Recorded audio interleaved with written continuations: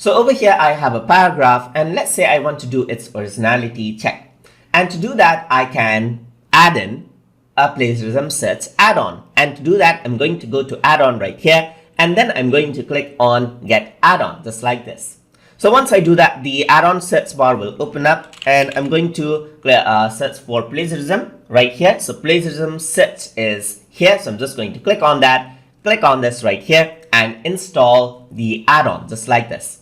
And then once I install the add-on, I can go around and then allow it to actually access my document, just like this, and it'll be installed on my Google Docs document. So once I do that, I can access the add-on from right over here in Plagiarism Search. I'm just going to open this out, and it's working out just like that.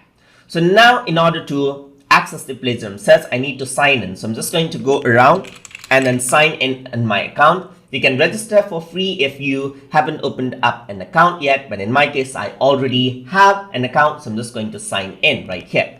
Once you sign in, you'll be able to actually use this document. So it says that the document is not checked yet now, so I'm just going to go around and start checking right over here.